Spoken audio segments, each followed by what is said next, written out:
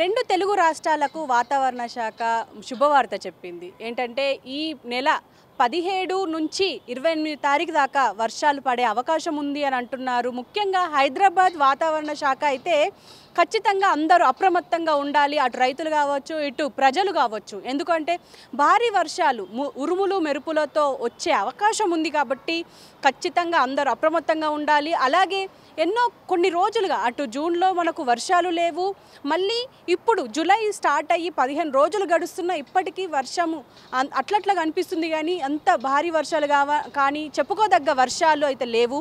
అంటే లోటు వర్షపాతం అయితే నమోదైంది ప్రస్తుతానికి.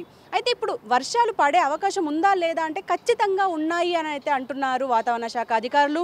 ముఖ్యంగా ఈ ఋతుపవనాలు బలపడుతున్నాయి. ఇప్పుడు మనము కొన్ని రోజులుగా గమనిస్తున్నాము. అప్పుడే చల్లగా ఉంటుంది, అప్పుడే వెంటనే వేడిగా అయిపోతుంది వాతావరణం. అటుపక్క ఖచ్చితంగా ఈ వర్షాలు అయితే పడే అవకాశం ఉంది.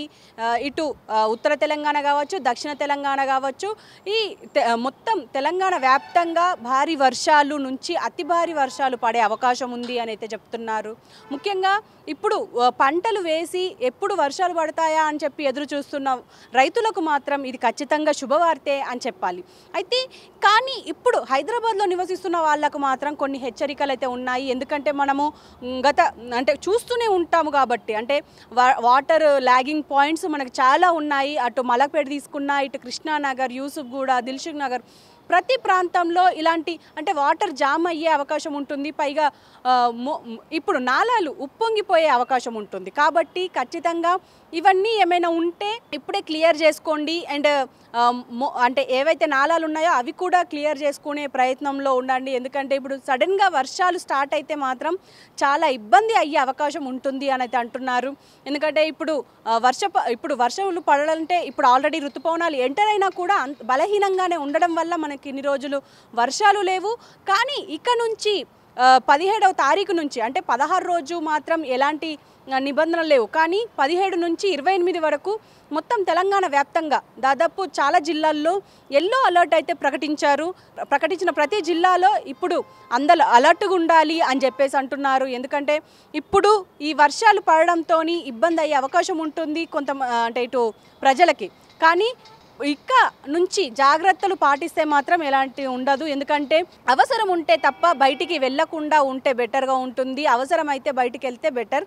ఎందుకు అని అంటే ఇప్పటికే మనం చూస్తూనే ఉన్నాము, వరదలు వచ్చి ఎంత నష్టం జరుగుతుందో మనం ప్రతిసారి చెప్పుకోక్కర్లేదు. కానీ ఇలాంటివి రిపీట్ అవ్వద్దు అని అంటే మాత్రం ఖచ్చితంగా ప్రజలు మాత్రం జాగ్రత్త వహించాలి అని అయితే అధికారులు చెప్తున్నారు. ఇంకో పక్క జిహెచ్ఎంసీ కూడా ఎక్కడైనా వాటర్ లాగింగ్ పాయింట్స్ ఉన్నాయా, లేకపోతే నాలాలు ఉప్పొంగిపోయే అవకాశం ఏమైనా ఉందా అని చెప్పేసి వాటి వైపు కూడా వాళ్ళు దృష్టి సారించినట్టయితే తెలుస్తుంది.